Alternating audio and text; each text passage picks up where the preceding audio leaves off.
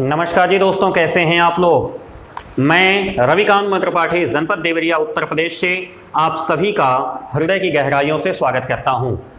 मित्रों, आज का जो हमारा टॉपिक है ये थोड़ा सा अलग हट करके है, क्योंकि मुझे जहां तक जानकारी है कि मेरे चैनल पे वे सभी बच्चे जुड़ते हैं जो यूपी बोर्ड से पढ़ते हैं। चूँकि एजुकेशनल चैनल है, इसलिए मैं ये मान के चलता हूँ कि हमारे जो चैनल के जो व्यूअर्स हैं, जो दर्शक हैं, उनकी संख्या थोड़ी सी लिमिटेड है। लेकिन आज मैं बड़े गौरव के साथ ये चीज़ आपके साथ शेयर करना चाहता हूँ, क्योंकि जो कविता जिसकी व्याख्या आज हम लोग इस सेशन में करने वाले हैं, ये कविता एक हाईली डिमांड पे तैयार की जा रही है। एक बहुत बड़े गौरव के विषय के साथ मैं आपको बताऊं कि विगत 27 अप्रैल को मेरे पास एक रिक्वेस्ट आई थी हमारे व्हाट्सएप पे हमारी आदरणीय सिस्टर एस उषा जी की, जो कि तमिलनाडु के ईरोड से हैं। एरोड जंक्शन चेन्नई के पास लगता है, रेलवे का बहुत बड़ा जंक्शन है एरोड जंक्शन, आप कभी सर्च करेंगे तो मिलेगा।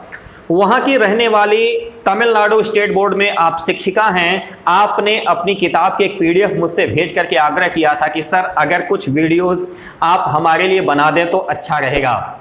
मैं बिल्कुल अपनी इस सिस्टर एस उषा जी को बहुत बहुत थैंक यू बोलना चाहता हूं, बहुत सारा धन्यवाद देना चाहता हूं, और आपने मुझे इस लायक समझा, इसके लिए भी आपका मैं शुक्रिया अदा करता हूं।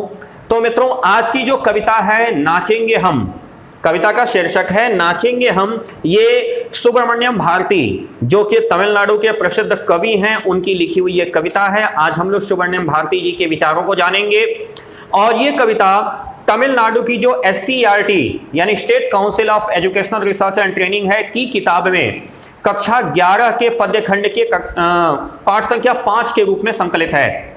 यानी ये कविता SCERT तमिलनाडु यानी तमिलनाडु की जो स्टेट काउंसिल जो बोर्ड है, जिन्होंने वहां किताबें प्रेस्क्राइब की हैं, कक्षा 11 के पाठ्यक्रम के पद्य खंड से 5वें पाठ के रूप में संकलित है। सुब्रमण्यम भारती जी के द्वारा लिखी गई ये कविता नाचेंगे हम। तो आइए हम सभी मिलकर के इस कविता का अर्थ समझने का प्रयास करते हैं, और आशा करता हूं कि एस उषा मैम, जिन्होंने डिमांड किया था इस कविता का, आपको भी ये कविता पसंद आएगी। आशा करता हूं समझ में आएगी।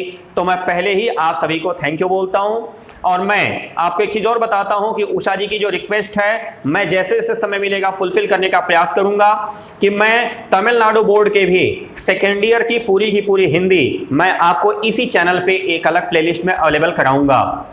जी हाँ मित्रों, तमिलनाडु बोर्ड की जो SCERT यानी स्टेट काउंसिल की जो हिंदी होगी कक्षा 12 की, मैं इसी चैनल पे आपको एक अलग प्लेलिस्ट बना के उपलब्ध कराऊंगा। अगर तमिलनाडु बोर्ड के बच्चे हिंदी पढ़ना चाहते हैं तो प्लीज आप हमारे चैनल पर विजिट कर सकते हैं। इसके साथ ही जो भी सम्मानित शिक्षकगण, अभिभावकगण और जितने भी प्रधानाचार्यगण जुड़ते हैं, सभी के प्रति सस्नेह अभिवादन। आपका मार्गदर्शन मिलता रहे, ऐसी कामना। अपने सारे स्टूडेंट्स के लिए बहुत सारा प्यार। शुरू करते हैं अपने वीडियो को। धन्यवाद एस उषा मैम, तमिलनाडु के ईरोड से। कविता है नाचेंगे हम आनंद मगन हो नाचेंगे। नाचेंगे हम आनंद मगन हो नाचेंगे, आनंदपूर्ण स्वराज मिला हम नाचेंगे। आनंदपूर्ण स्वराज मिला हमको, हम नाचेंगे।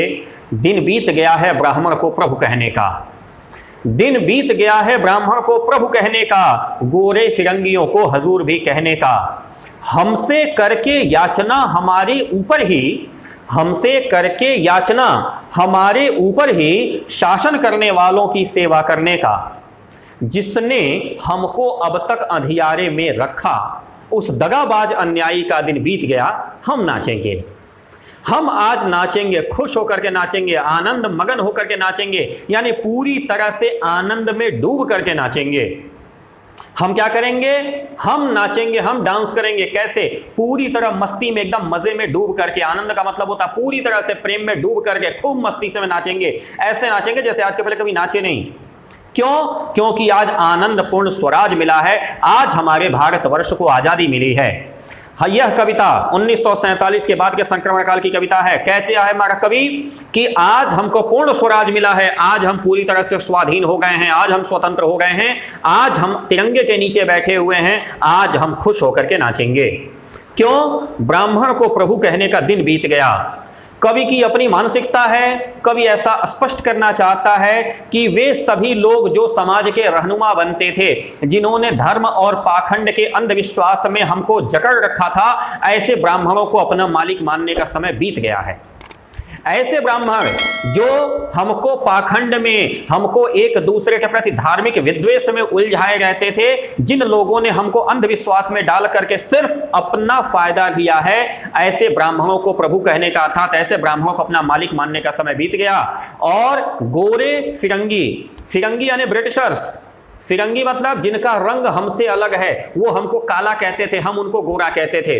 गोरे यानी वे लोग जो व्हाइटिश हैं, यानी जो ब्रिटेन के रहने वाले हैं। फिरंगी यानी विदेशी, जो ब्रिटेन के रहने वाले अंग्रेज लोग हैं, उनको हुजूर कहने का, हुजूर का मतलब भी होता है, उर्दू का शब्द है हुजूर, मतलब भी होता है मालिक, स्वामी, यानी उनको भी अपना मालिक मानने का समय निकल गया। अब हम उनको मालिक नहीं कहने वाले। हमसे करके याचना और हमारे ऊपर ही शासन करने वाले कौन लोग हैं? काली मिर्च हम उगाते हैं, गरम मसाले हम उगाते हैं, चाय हम उगाते हैं, नील हम उगाते हैं, और वे लोग हमारे ऊपर शासन करते हैं। तो हमसे याचना करके, याचना का मतलब होता है मांगना, हमसे मांग करके और हमारे ऊपर शासन कर रहे हैं। यानी जो वस्तुएं हम तैयार कर रहे हैं, वो वस्तुएं हमसे वो मांग ले रहे हैं और उसको रिप्रोसेस करके हमारे ऊपर शासन कर रहे हैं। ऐसे लोगों की सेवा करने का अवसर अब हमारे जीवन में नहीं आने वाला। क्यों? जिसने हमको अभी तक अंधियारे में रखा, जिसने अभी तक हमको अंधेरे में रखा, हमको उजाले में नहीं आने दिया। हमको कोई भी चीज़ स्पष्ट तब दिखाई देती है जब हम उजाले में आते हैं। जब तक हम अंधेरे में रहते हैं हमको कोई चीज़ दिखाई नहीं देती। हमको सामाजिक रूप से डार्कनेस में डाल रखा था, हमको क्या सही है क्या गलत है ये पता ही नहीं होने दिया। ऐसे कौन? दगाबाज और अन्यायी। दगाबाज, धोखा देने वाले, जो हमको धोखा देकर के अपना काम बना ले, ऐसे दगाबाज। अन्यायी, जो हमारे ऊपर अत्याचार करे, जो हमारे ऊपर अनाचार करे, जो हमको भरपेट खाना भी न दे और हमसे काम भी करवावे, ऐसे दगाबाज और ऐसे अन्यायियों का दिन बीत गया है। आज हम स्वतंत्र हैं, आज अपने के मालिक हम खुद हैं, इसलिए हम सभी अब नाचेंगे। कह रहे नाचेंगे, आनंद मगन हो नाचेंगे, हम खूब आनंद होकर के, खूब मगन होकर के नाचेंगे। कह रहा कवि, सर्वत्र यही चर्चा अब हम हैं स्वतंत्र। चारों तरफ यही चर्चा है कि हम स्वतंत्र हैं, अब हमारे ऊपर किस तरह का कोई दबाव नहीं, हमारी अपनी व्यवस्था है, हमारा अपना संविधान, हम अपने हिसाब से जीवन यापन करेंगे। चारों तरफ ये चर्चा फैल चुकी है, सब लोग इस बात को जान चुके हैं, पूरे भारतवर्ष में ये बात घूम चुकी है कि अब हम स्वतंत्र हैं। हर कंठ यही गाता है, अब हम हैं स्वतंत्र। हर कंठ, हर गला यही आवाज गा रहा है, हर कंठ से निकलने वाली गीत में एक ही आवाज है कि अब हम स्वतंत्र हैं। स्वतंत्र मतलब अब हम स्वयं के मालिक स्वयं हैं, अब हमारे ऊपर किसी तरह का कोई दबाव नहीं है निर्विवाद भारत भूखे जन जन समान। निर्विवाद, बिना किसी विवाद के, विवाद मतलब बिना किसी विवाद के, बिना किसी बातचीत के भारत के सभी लोग एक समान हैं। भारत के जितने लोग हैं सभी के सभी लोग एक समान हैं। कोई छोटा, कोई बड़ा, कोई अमीर, कोई गरीब, कोई बड़ी जाति का, कोई छोटी जाति का नहीं है। निर्विवाद रूप से हमारे संविधान ने सबको बराबरी का दर्जा दे दिया है।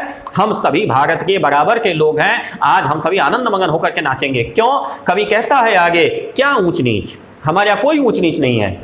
कोई न तो ऊंचा है, न तो कोई नीचा है, न कोई बड़ी जाति का है, न कोई छोटी जाति का है। अब हम सब स्वतंत्र हैं, हम सब पूरी तरह से स्वतंत्र हैं। अपने अधिकार के अंदर हम स्वयं हैं। अब हम स्वयं के खुद मालिक हैं।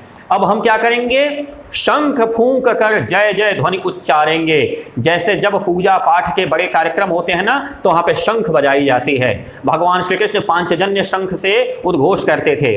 कह रहे अब हम शंख फूंक करके, यानी हल्ला मचा करके, सबको बता करके जय जय ध्वनि उच्चारेंगे। यानी अब हम चुप नहीं बैठेंगे, अब हम पूरी तरह से पूरे उत्साह में आकर मजे से खुश होकर के जय जय ध्वनि, हमारे भारत माता की जय, भारत माता की जय, ऐसे शब्दों का उद्घोष करेंगे।